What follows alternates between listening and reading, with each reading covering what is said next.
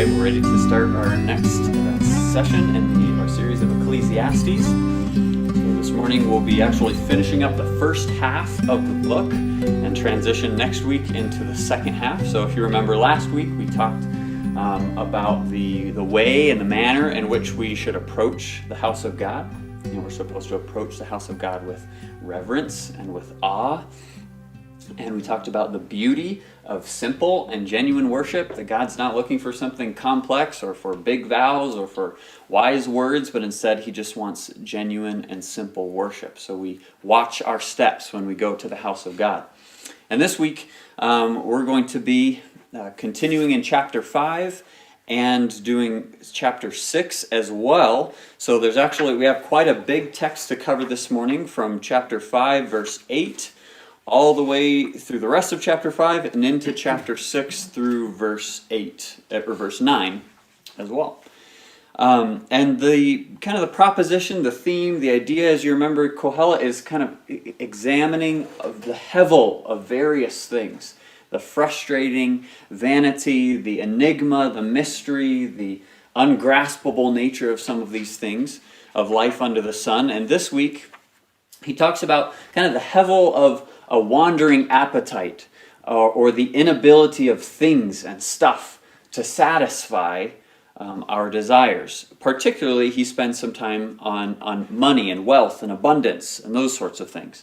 So I want to show you briefly the outline, because the outline for this morning is very significant, because from chapter 5 verse 8 all the way through chapter 6 verse 9 we have a chiasm.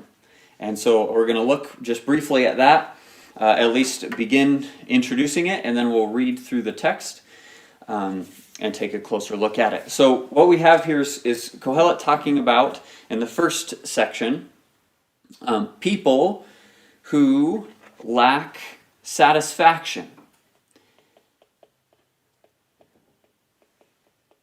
People who lack satisfaction. And I've been trying to debate a little bit the best way to do this. So we'll actually go ahead and read through chapter 5, verses 8 through 12, as we look at that. And maybe we'll just fill in the outline as we go along. So chapter 5, verses 8 through 12 says, "If you see in a province the oppression of the poor and the violation of justice and righteousness, do not be amazed at the matter, for the high official is watched by a higher, and there are yet higher ones over them. But this is gain for a land in every way, a king committed to cultivated fields. He who loves money," there we have it, "will not be satisfied with money, nor he who loves wealth with his income. This also is vanity. When goods increase, they increase who eat them. And what advantage has their owner but to see them with his eyes? Sweet is the sleep of a laborer, whether he eats little or much, but the full stomach of the rich will not let him sleep."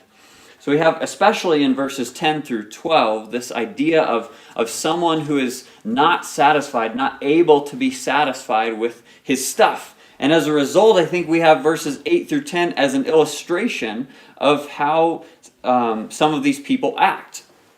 An illustration of those who are greedy, of those who are not willing to be satisfied with what they have, and instead they oppress the poor and they violate justice in order to continue increasing their things. So we have this example in 8 through 10. If you see in a province this theme, the oppression of the poor and the violation of justice and righteousness. Now, that's not new to us. We've seen that before in Ecclesiastes. Solomon's discussed oppression before, and he says, don't be surprised when you see this. We've talked about it before, and we know that life under the sun necessarily involves injustice, oppression, wrong things happening all around. Don't be amazed at that when you observe kind of the crooked nature that man has. No, instead, Kohelet has a realistic view of human nature. And like Solomon, we would also remember back in chapter 3, verse 17, that God's the one that's going to judge the righteous and the wicked, for there's a time for every matter and for every work. But believing that man is basically good does not really help us out in our view of how the world works. Because when you believe that man is basically good and you look around at the oppression all around you, then you're disappointed and shocked and upset at the injustice, rather than saying, well, yeah, that's how life under the sun works. Not that we should be indifferent about it, but that we should expect it. So then we have kind of two really unique phrases, finishing off verse 8 and then verse 9 as well. I have this idea. It says, don't be surprised at this, because the high official is watched by a higher one, and there are yet higher ones over them. So you have this idea of a hierarchy or accountability, perhaps. That would be the positive view of looking at this phrase. There's several ways we could look at it. Positively, there's accountability. You know, if you go to one justice of the peace, just know that there's someone higher than him and someone higher than him, so that ultimately they're going to pursue justice coming down the pipeline. It says, so take comfort in that. Or you might even take it to say that ultimately the highest one, you could say there are yet higher ones over them, so the highest ones of them all refer to the divine, or God, that God ultimately is going to bring justice for the oppressed. And that, again, that kind of echoes what he said back in chapter 3, where he takes comfort that God's going to judge the righteous and the wicked. But ultimately, as nice as it is to think of it that way, to say, you know, we take comfort in the fact that there's always someone higher up that's going to take care of the oppressed. Under the sun, that's not what we see. And this theme of greed and this theme of things not satisfying is a very negative theme. So I think perhaps we should see it like this. Like, for every official, he's under orders from someone higher up and higher up from him. And what happens is when the poor are looking for justice, it just keeps getting passed up the line. And the justice ends up getting lost in all the red tape and the bureaucracy. And people, as a result, all these people that are higher and higher and higher end up just ignoring the poor and profiting even perhaps from the oppression that they're experiencing. And if we continue with that in mind, it might help us bring light to verse 9 as well. But this is gain for a land in every way, a king committed to cultivated fields. So we have this idea continuing of the high official, and the king would be even the highest of them all. It's a very difficult phrase in Hebrew. In a wooden way, we would say, and profit of a land in all of it, a king to a field is served. It's like, what's going on here? What is he saying? How is the king? The king is kind of a unique thing for him to bring up here. What's he talking about? How is the king interacting with this land? And I think, again, if we have a little bit of a negative outlook, it will help us understand this verse. Like, the profit of the land is for everyone. As people reap and sow and they cultivate this land, everyone is supposed to profit from it. But look at the king, who is served by the field more than anyone else. This idea of commitment is probably not the best translation. This is the same word as serve or work. Like if you till the field, or there are servants working in the field, that's kind of the idea. Even the phrase, like, as for me and my house, we will serve the Lord, is this idea. So the New King James probably translates this even better. He says, moreover, the profit of the land is for everyone, but the king is served from the field. And so you have this idea of hierarchy and the officials continuing and multiplying the oppression of the poor with their greed, continuing to gain and gain and gain rather than seek justice and righteousness for the afflicted. So, and that's the most difficult phrase of the whole thing. From here on, we're able to kind of pick up a little bit of speed, a little bit of motivation or momentum, and see kind of what Kohelet is doing in this full picture. So if we move on to verses 10 through 12, we have, I think, even more clearly this idea of people who lack satisfaction. People who lack satisfaction and are not willing to be filled with the things that they have, but instead are always looking for more. So he who loves money, there's our theme, stuff, things, possessions, will not be satisfied with money, nor he who loves wealth with his income, and that is Hevel. We've seen this a little bit before, but as we know, stuff by itself does not satisfy even the people who love it. We mentioned a few weeks ago, I think, just a poll that was taken by people who said, "What's your income?" And then after that, the second question would be, "How much do you need to be comfortable?" And the answer was consistently 25. The second answer was 25% more than the first. We always want just a little bit more. And yet that ultimately, what Kohelet's saying is that does not satisfy. Stuff doesn't satisfy. Instead, look at verse 11.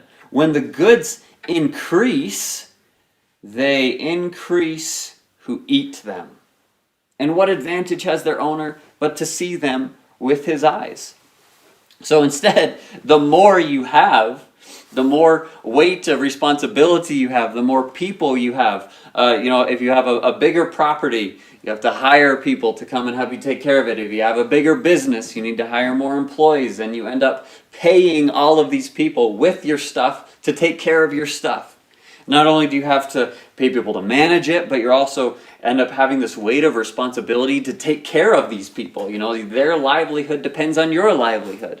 So even in the situation we're going through today, in these weeks with the quarantine, you have like small business owners and people, or even owners of big corporations, who are feeling the hit and the weight of the responsibility that they have to take care of the people that are under them.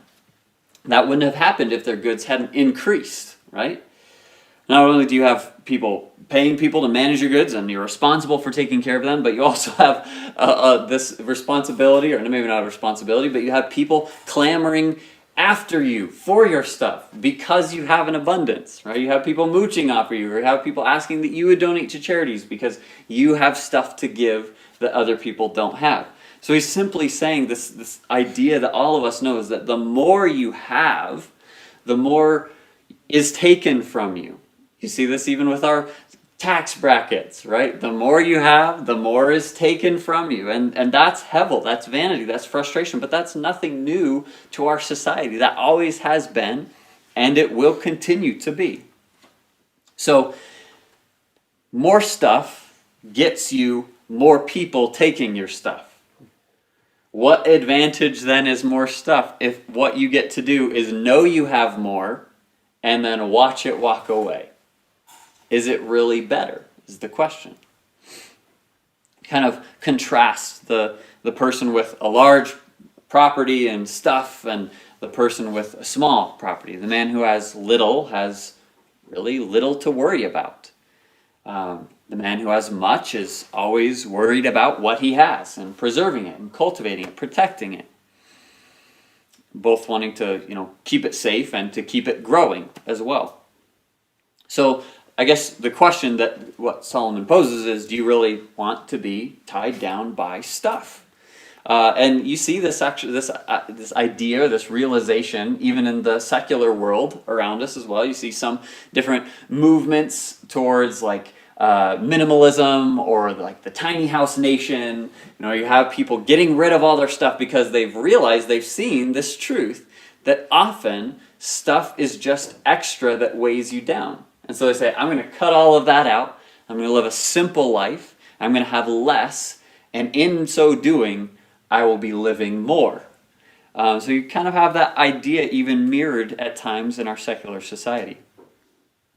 And so he sort of ends with this conclusion, or proverb here. Sweet is the sleep of a laborer, whether he eats little or much, but the full stomach of the rich will not let him sleep. We have this idea, there's this kind of a beautiful word picture. It's like, the guy that doesn't have very much, the guy who's just day in, day out, he's doing his work, he's got his little property, he's living with his little family, and he's going to rest well at night. Whether he has a lot to eat or he has very little to eat, why? Because he's enjoyed a full day's labor and he's ready to rest. And contrast that with this person with abundance, perhaps even he says the full stomach, the feasting and the partying, or the just so much stuff that you end up staying up at night. You can't rest because of your bloated stomach. You're too full. You have too much, and you end up not resting. Obviously, these aren't laws, these aren't rules. He's not saying if you're rich, you're not going to be able to sleep. He's not saying necessarily that it's even worse to be rich than to be poor. He's not saying that one is even better than the other. He's just causing you to think about why you would pursue that for satisfaction, understanding that satisfaction may not and likely will not come from stuff. Okay, so you have people that will not be satisfied. Now, as we progress, we're going to see as we move forward, and again, we'll revisit this idea further down on A at the very end, people who lack satisfaction. But now we're going to look at the second one, which is people who lack enjoyment. People who lack enjoyment.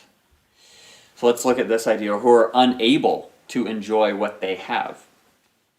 Verse 13, there's a grievous evil that I have seen under the sun. These riches, this abundance, was kept by his owner to his hurt, and those riches were lost in a bad venture. And he is father of a son, but he has nothing in his hand. And as he came from his mother's womb, he shall go again. Naked as he came, he shall take nothing for his toil, that he may carry away in his hand. This also is a grievous evil. Just as he came, so shall he go. And what gain is there to him who toils for the wind? Moreover, all his days he eats in darkness, in much vexation and sickness and anger. So there's this idea of this rich person, this wealth. He has much, he's profited under the sun. He's amassed so much, but then he loses it all in a moment.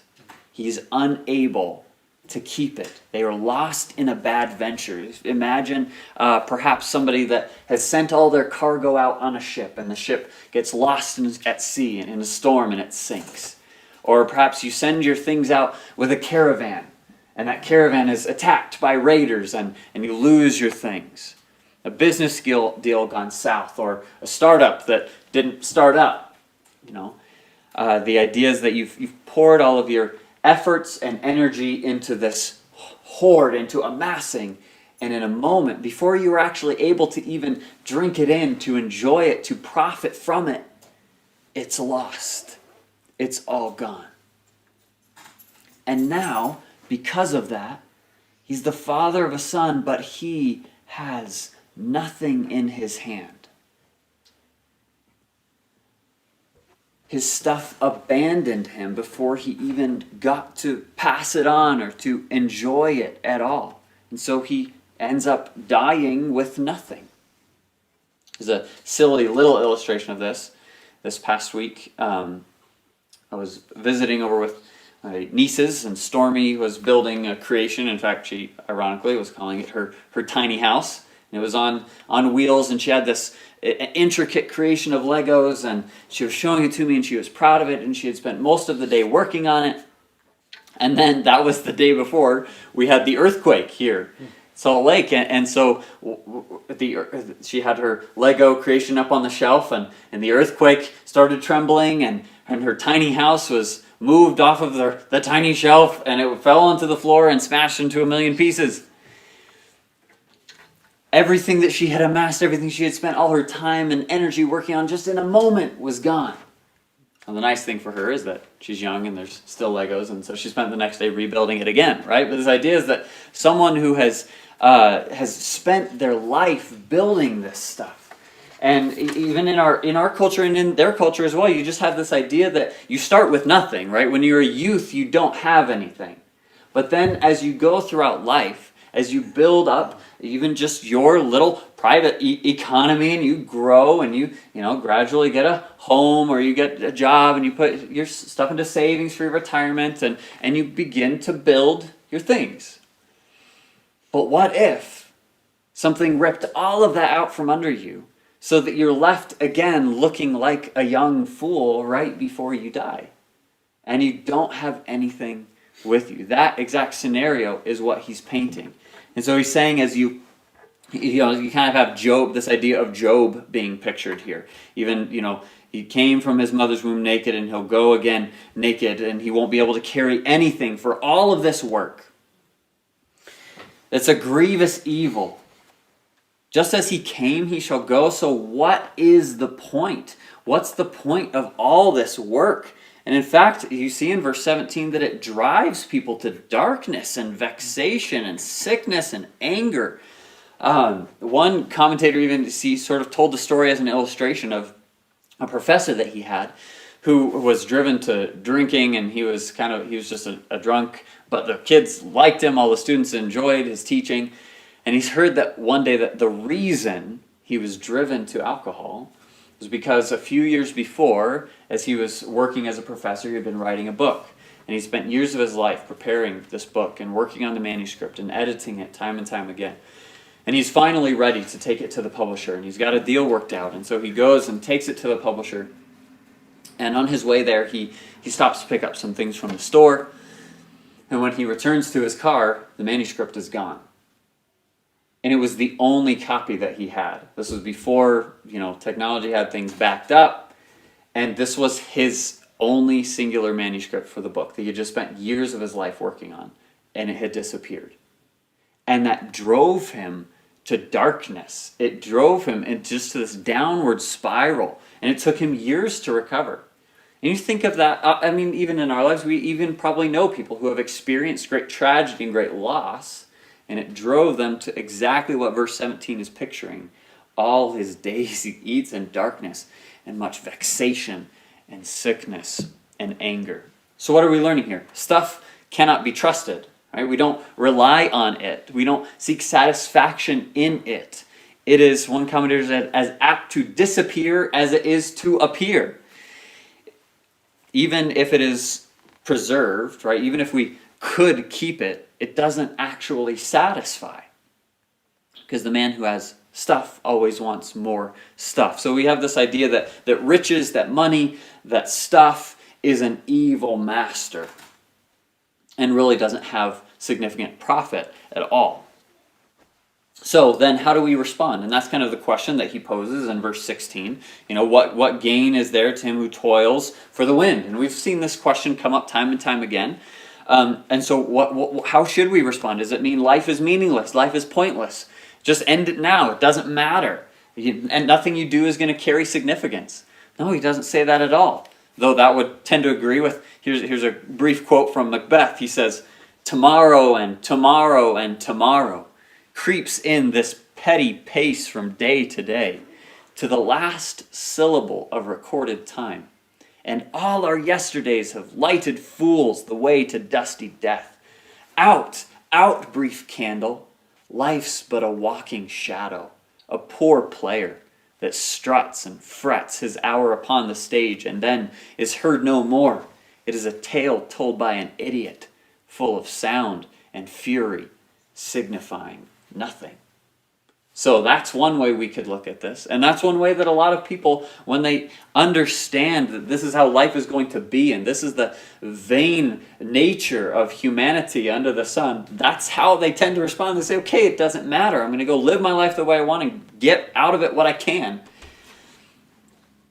But instead, we're going to have a different suggestion by Solomon.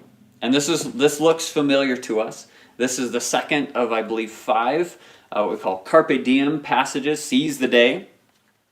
And as we move on in our outline, we'll just point out here that he's moving to, okay, so he's observing what is good, right? I've seen what is good and fitting, and here it is.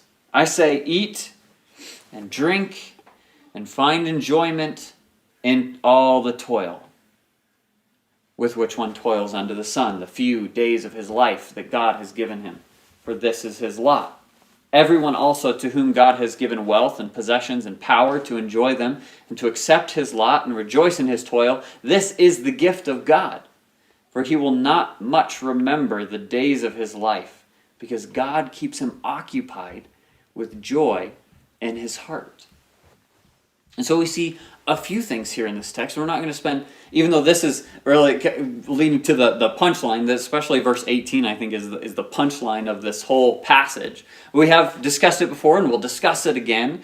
But this idea is, that food and drink and work, all of these simple things, not wealth and amassing and having so much, even honor and high places and prestige, all of those things, he says, are ultimately not satisfying. Instead, look at these very simple things, these basic building blocks of humanity, of society. He says, eat, drink, find enjoyment. And ironically, all of these are eternal things too. These are eternal gifts that God's given to us. This is what we're intended to do. This is what we're intended to find pleasure and joy in doing. Because God has created us to glorify him by eating good food and by drinking and by finding enjoyment in our work. Even here in the heavilish life under the sun. Do these simple things. And notice that all of them are from God. You see this theme 4 times mentioned here and a few times in the next slide as well. But God has what? God has given these things. God has given wealth and possessions and power to enjoy them. This is the gift of God. Right? God is the one who keeps him occupied. These are all things from the hand of the sovereign Father who's set the times and the seasons. And anything that you have to enjoy is directly from his hand. Even the simple joys of life, like food and drink and enjoying your work. So even though we live now in the shadow land, let these hevel-filled realities point you to the future of what we will enjoy for eternity. He says in verse 20, for he will not much remember the days of his life, because God keeps him occupied with joy in his heart. That is another treasured gift from God. We could look at this several ways, but I think part of what he's saying is that he doesn't remember the hevel of his life, the difficult things, the oppression. He says that won't be the emphasis. Why? Because if you look here instead, and you're satisfied by little things that are actually huge gifts from God, then the joy of those simple delights takes your attention off of the hevel of the days of your life. So that's leading right to the punch line of the text, and I actually think that verse 18 is the primary point of the text. Is he saying, enjoy life satisfied, or be willing to be filled with little. Right? And so now we already have themes coming through. The satisfaction, that's going to come again at the end, and then enjoyment, an ability to enjoy. And what he says is, he's even saying the ability to enjoy these things, the perspective to enjoy these things, is a gift from God in and of itself. So beginning in chapter 6, we're going to have this, we'll continue one more thing on the outline here. So what is evil? Right? So we have what is good here contrasted with what is evil as he begins stepping down the chiastic structure. So right in the middle is our main point. Enjoy life as one who is satisfied with those simple gifts. Before, he said what is good, these good gifts of God, and now he's going to mention something that he sees as evil. There is an evil that he's seen, And it still has to do with God's gifts, right? Or what God does not give. So he says it's good if you're given these gifts, but now he says there's an evil I've seen under the sun, and it lies heavy on mankind. There's a man who God gave everything he ever wanted. He gave him wealth, he gave him possessions, and he has honor, prestige, a high name, so that he lacks nothing of all that he desires. Everything he ever wanted, God gave to him. And yet what? God does not give him the ability or the power to enjoy those things. Instead, a stranger enjoys them. That is vanity. It's a grievous evil. He says he's seen this time and time again. Somebody who's filled to abundance with everything they ever wanted. And then just like you remember the man before, back here, who lacked the ability to enjoy what he had, somebody else enjoys these gifts instead. And that's what he's going to begin talking about. He begins detailing out this idea in verses 3 and following. There's this man, right? And this man fathers 100 children, and he lives many years, so that the days of his years are many. But his soul is not satisfied with life's good things. And he also has no burial. I say that a stillborn child is better off than he. For it comes in vanity and goes in darkness. And in darkness its name is covered. Moreover, it has not seen the sun or known anything, yet it finds rest rather than he. Even though he should live 1,000 years twice over, yet enjoy no good, do not all go to one place? So we have this now, the idea repeated of people who lack enjoyment. This person who God has given everything but doesn't have the ability to enjoy it. He loses everything before he can pass it on. So you have this man who has much, right? This man who fathers 100 children, right? He has an abundance, in contrast to the man before who had fathered a single son and had nothing to pass on to him, right? But this man, he fathers 100 children and lives many years. So the days of his years are many, but his soul is not able to enjoy. More time is no replacement for satisfaction. More years does not fill you up. It has to be something different, whether your life is long or short. What fills it must be something other than stuff if you're truly to be satisfied.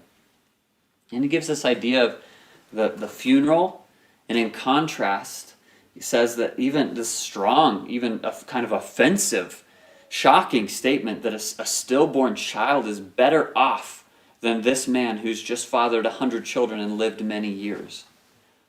Why is that? I mean, the funeral idea, he has no burial, probably refers that he has no place to be buried. This man is wealthy and he's lived long, but he didn't prepare, right, for his hevel, and he's left dead with no honorable place to be buried.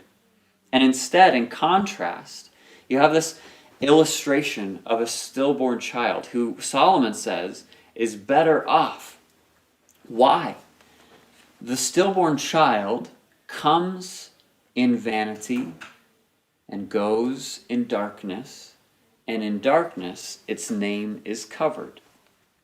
Now, this sort of parallels the idea that Job mentions in chapter 3, verse 16 of Job. He says he's kind of calling out in agony because of all the difficult things he's just gone through. And he actually says a similar thing to Solomon. He says, "Why could I not have been a stillborn child? Why didn't you take me out before all of this happened? Because if I'd known it was going to happen, if I'd known all my things were going to be ripped out from under me, and my family was going to be taken from me, and my health was going to be taken from me, I wouldn't have come into the world. That's too much hevel for one man to bear."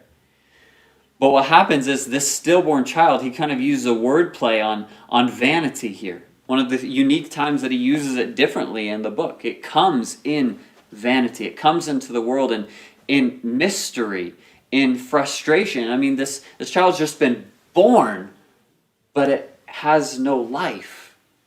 The pain of childbirth was just present, but there's no joy of the first cry. It immediately departs in darkness. It's gone, but its name is covered. It's almost, in one sense, in this dark way, like it almost never even happened. Like this great process happened, but the child was already gone before it even came. Never had the chance to know or experience, right? It's never seen anything or known anything, and yet it finds rest rather than he, the man mentioned before. That man had no rest even though he saw and experienced everything. And this little child gets to rest even though it never got to see or experience anything. So he's saying, look, his conclusion is, even if this man lived not just 1,000 years, but he lived twice that. What if he lived 2,000 years? But he enjoyed no good. Then he is dead, just like the stillborn child is dead. But the stillborn child never had to experience the pain of not being satisfied or of losing everything like this man did. Our final verses 7 through 9, complete the chiasm. We say people who lack satisfaction. Once again, all the toil of man is for his mouth, yet his appetite is not satisfied. So what advantage does the wise man have over the fool? And what advantage, we could say, does the poor man have rather than the rich man?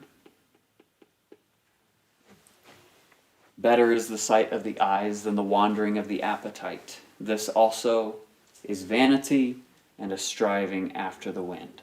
So what's our conclusion here this morning? He says, all the toil of man is just to be consumed, but his appetite isn't actually filled up.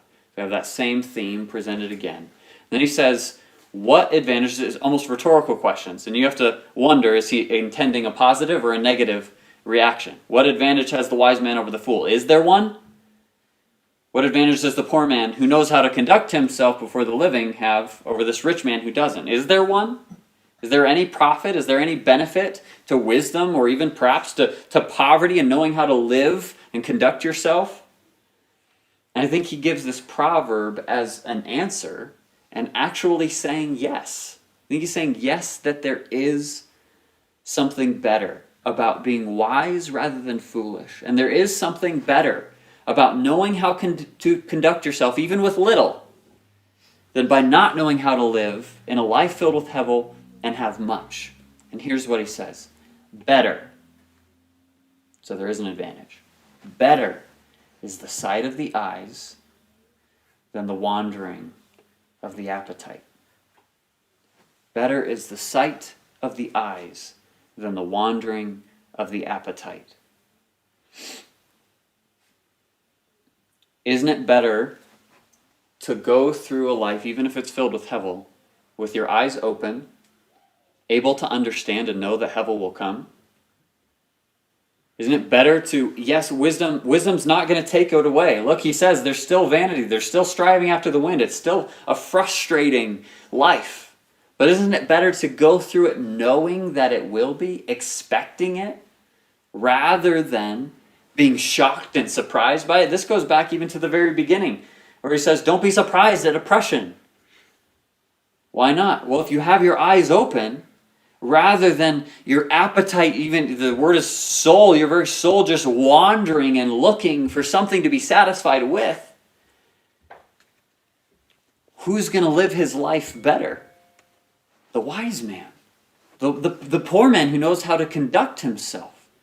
Because why? You can curb your wandering appetite. You can say, that's not going to satisfy. Stop searching for it. Stop searching for more. No, learning satisfaction and gratitude don't undo Hevel, and they don't undo oppression. They don't break the cycle of humanity, this generation after generation. No, they don't make you immortal. No, they don't give you the opportunity to be remembered forever. But you will have learned how to live well through those things. And that is better than the rest. So our prayer through this text should be, God, give me eyes to see life as it is. Give me eyes to see, yes, a life filled with Hevel, but that you would help me to live as you've called me to live, eating, drinking, finding enjoyment in my toil, knowing that these are all gifts from you, satisfied with less, filled and enjoying your good gifts, rather than demanding more and letting my appetites wander.